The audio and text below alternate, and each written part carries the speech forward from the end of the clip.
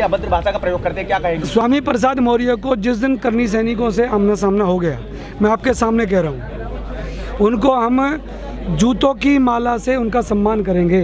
जूते भी 100% नए होंगे, चप्पलें भी नई होंगी, पुरानी नहीं होंगी, क्योंकि इतने बड़े नेता हैं, मंत्री रह चुके हैं उत्तर प्रदेश के अंदर। स्वामी प्रसाद मौर्य से अनुरोध कर रहा हूँ, अनुरोध, अगर वो सचमुच हिंदू हैं या बौद्ध हैं तो वो हमारे हिंदू देवी देवताओं के विरुद्ध में अपमानजनक शब्द बोलना बंद कर दें। अखिलेश यादव के बस की उनको संभालना नहीं है।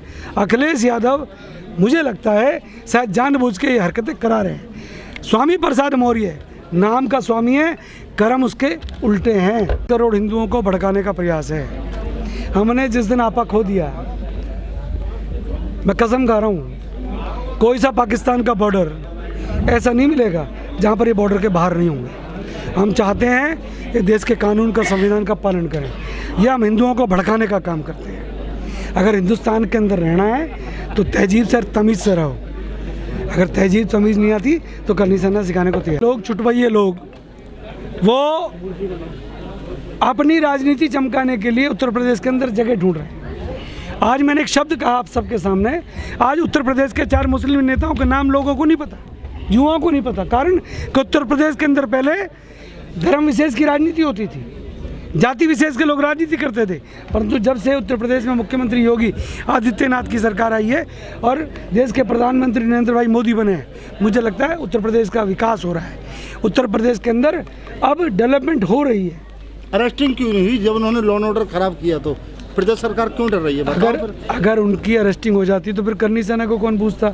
जिस दिन तौफीक रजा हमारे सामने आके उनका मुंह काला करके, उनको जेल में नहीं, उनको अपने कमरे में बंद करेंगे करनी सेना अलीगढ़ हरिगढ़ वाले। गांधी जी की लेकर आपने कहा कि गांधी जी का खात्मा, मैंने गांधी जी इतने महान व्यक्ति के लिए मैं कैसे कह सकता हूँ? मैंने तो सिर्फ ये पूछा था कि नाथूराम गोडसे के कौन कौन समर्थक है। सारे शरारती हैं, सारों के सारों ने हाथ खड़े कर दिए। मैं तो गांधी जी तो क्या लगता है हल्द्वानी में जो कुछ हुआ? गांधी जी तो बड़े महान व्यक्ति थे। मैंने बाबरी ढांचे को तोड़ने में भी अपना योगदान दिया था। उन लाखों कार सेवकों में करनी सेना के लोग भी थे।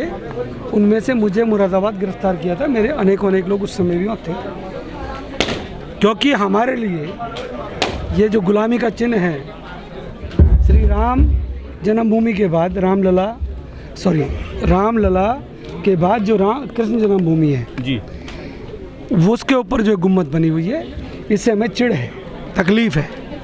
इसमें आज भी हमें मुग़लों के आक्रमणों की, मुग़लों के लूटपाट की, मुग़लों की गुंडागर्दी का हमें आज भी एहसास होता है। काशी के अंदर अभी जो कोर्ट का निर्णय है उससे स्पष्ट हो गया है कि वहाँ पर भी पूजा प्रारंभ होगी, तो वहाँ भी ढांचा अवैध बना हुआ है। हम स्पष्ट तौर पे कह चुके हैं, करनी सेना हर हालत में इन गुम्बदों को इन दोनों जगहों पर नहीं रहने देगी। जिसको बुरा लगता और लग जाए, हमें इस मामले में जो करना पड़ेगा हम करेंगे। तोड़ने जाएंगे? आप तो संविधान की बात करते थे, संविधान विश्वास क्यों नहीं कर रहे? जब ये ढांचे बने थे उस समय ना संविधान था ना कानून था, मुगलाए काम कर गए। परंतु आज जिन हमारे देवी देवताओं के, भगवानों के, श्री कृष्ण जन्मभूमि में हो, काशी में हो, वहाँ पर जो ये ढांचे खड़े हुए हैं, ये हमें नाकाबिले बर्दाश्त है। हम इनको बर्दाश्त नहीं करेंगे। करनी सेना 100% इनको तोड़ने में अपनी अहम भूमिका निभाएगी। आपने दूसरी बात कही कि बहन बेटियों को छेड़ने वालों को नुमाइश प्रदर्शनी हरिगढ़ के अंदर चल रही है। हमने अलीगढ़ एक शब्द बोला है। हम उत्तर प्रदेश में मुख्यमंत्री योगी जी से अनुरोध कर रहे हैं कि अलीगढ़ का नाम तुरंत प्रभाव से प्रशासनिक दृष्टि से अपना जो कैबिनेट का प्रस्ताव पास करके, एक तो इसका नाम अलीगढ़ का नाम बदल के हरिगढ़ रखा जाए। एक बात, नुमाइश के अंदर छेड़खानियाँ बहुत अधिक मात्रा में हो रही हैं, उसके लिए भी हमने कहा है कि करनी सेना अपना वहाँ कैंप लगाएगी। उसके अलावा यहाँ पर अलीगढ़ मुस्लिम यूनिवर्सिटी के अंदर जो अल्पसंख्यक स्टूडेंट हैं, छात्र हैं, चाहे वो बहनें हैं चाहे युवा हैं, उनके साथ भी मिसबिहेव होता है। अभी भी कुछ दिन पहले ISI का एक आतंकी वहाँ पकड़ा गया था। इसका मतलब वहाँ व्यवस्था है।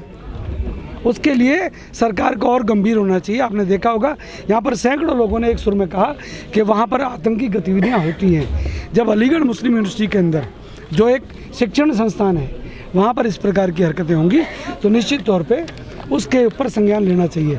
हम करनी सेना वाले नहीं चाहते कि हम शिक्षण संस्थाओं के अंदर जाकर हम गुंडे बदमाशों का इलाज करें। हम बिल्कुल नहीं चाहते। हम सबका सम्मान करना चाहते हैं। आपने तोड़ने की बात कही आपने बरेली पे। मैं आपसे अगर कोई बहन बेटियों को कोई छेड़ेगा तो हाथ पैर तोड़ेंगे। किसी को बुरी लगती हो लग जाए भाई। अगर आपकी बहन बेटी को, मेरी बहन बेटी को कोई छेड़ेगा तो बिल्कुल नहीं बख्शेंगे। जितने मुकदमे दर्ज करें कर देना। ये बताइए, अगर बहन बेटी के ऊपर कोई अगर मान सम्मान की बात आएगी तो कानून को हम ताक पर रख देते हैं उस समय। ओवैसी को अपना डीएनए टेस्ट कराना चाहिए। ओवैसी के दादा परदादा रामलाल, मोहनलाल, श्यामलाल में से कोई एक था। ओवैसी को गलतफहमी है, वो अपनी राजनीति चमका रहा है। वो किसके साथ है? AIMIM, ये कौन सी पार्टी है? ये वो पार्टी है जिन्होंने जिन्ना का साथ दिया। ये जिन्ना के साथ क्यों नहीं चले गए?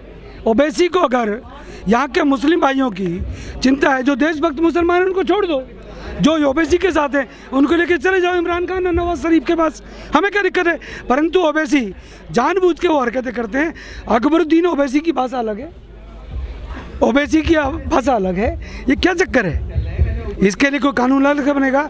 जब देश की संसद के अंदर कानून पास हो गया तो क्या ओवैसी उस कानून के विरोध में नहीं बोलता? एक पढ़ा लिखा सॉलिसिटर जनरल, एक पढ़ा लिखा वकील ये भाषा बोलता है तो हंसी आती है। मुझे ओवैसी की डिग्री के ऊपर शक है। वो विदेश में पढ़ के आए हैं, उनकी डिग्री की भी जांच होनी चाहिए। ओवैसी और ओवैसी का भाई, मुझे लगता है अपने डीएनए को अगर चेक नहीं कराते, खर्चा ज़्यादा है तो करनी सेना को बताए। हम ओवैसी बंधुओं के, उनके पूरे खानदान का डीएनए टेस्ट कराएंगे। अगर उनका पीछे से डीएनए हमारे पूर्वजों का ना निकले तो फिर हम कहेंगे कि वो सच्चे हैं। परंतु मुझे लग रहा है वो अच्छे हिंदुस्तानी हैं, उनकी रगों में हिंदुओं का खून है। टेस्ट कराएं, दिमाग ठीक हो जाएगा। जिन लोगों ने जिन्ना की आज भी तस्वीर अलीगढ़ मुस्लिम यूनिवर्सिटी के अंदर लगा रखी है, वो अपने बाप की औलाद नहीं है। Thank you.